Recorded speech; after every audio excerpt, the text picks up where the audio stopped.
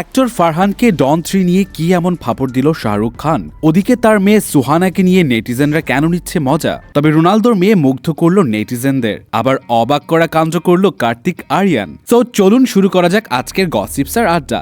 চালাকে চলছে winter sell, up to 30% ডিসকাউন্টে চালাকের limited এডিশনের exclusive সব প্রোডাক্ট পেতে এখনই ভিজিট করুন www.chalak.com। স্টক কিন্তু শেষের দিকে। রিসেন্টলি শাহরুখ খানের মেয়ে সুহানা খান নিজের এক স্টেটমেন্টের কারণে বেশ ভালোই ফাপড়ে পড়েছে। এক ইন্টারভিউয়ে সুহানা জানায়, বড় হওয়ার পরও তার জীবনের প্রায় সব গুরুত্বপূর্ণ সিদ্ধান্তই তার মা বাবা নেয়, এমনকি সিনেমায় আসার সিদ্ধান্তটাও নাকি তারাই নিয়েছে। এবং তার এই কথাটা পাবলিকদের কানে যেতেই শুরু হয় নতুন ট্রল। অনেকেই বলছে, যদি নিজের ইচ্ছা বা সিদ্ধান্ত নাই থাকে তাহলে মুভিতে আসার দরকারটা কি? আবার অনেকে তো সরাসরি তার ট্যালেন্ট নিয়ে প্রশ্ন করছে, বিশেষ করে ওই যে দ্য আর্চিজে তার পারফরমেন্সের কথা টেনে সবাই এসে এখন সমালোচনা করছে। তবে গল্প কিন্তু এখানেই শেষ না। শাহরুখ খানের সবচেয়ে বড় হাইপড আপকামিং সিনেমা কিং এ সুহানাকে কিন্তু দেখা যাবে। এখন দেখার বিষয়, এই সিনেমায় শাহরুখ নিজে পাশে থেকে মেয়েকে সমালোচনার ঝড় থেকে বাঁচাতে পারে নাকি সমালোচনা আরো বাড়বে। তবে এই বিষয়ে আপনাদের কি মত অবশ্যই জানাবেন। অন্যদিকে শাহরুখ খান তো ফারহান আক্তারের সাথে বেশ ভালোই মজা নিয়ে নিল রে ভাই।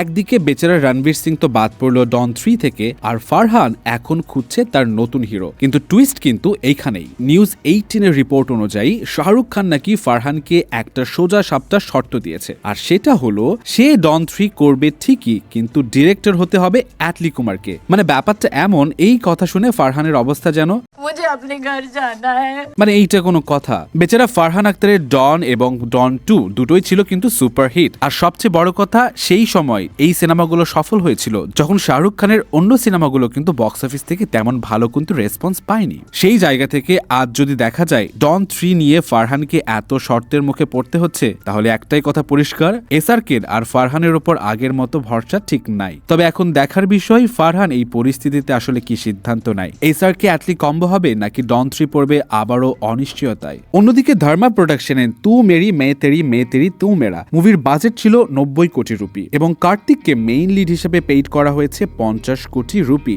যে মুভির total world wide box office collection হয় 50 কোটি রুপি। মুভির এই বাজেভাবে ডিজাস্টার হওয়ার জন্য প্রোডাকশনের লস কমাতে নিজের পারিশ্রমিক থেকে 15 কোটি ফিরিয়ে দেয় কার্তিক। আহারে, ছেলেটা আসলেই অনেক ভালো। তবে গান গিয়ে তো সবাইকে চমকে দিল রোনালদোর মেয়ে আলিনা মার্টিনা। মাত্র 8 বছর বয়সে এমন দুর্দান্ত ভয়েসে সেলিন ডিয়নের বিখ্যাত মাই হার্ট উইল গো অনে রীতিমতো ভাইরাল নেট দুনিয়া।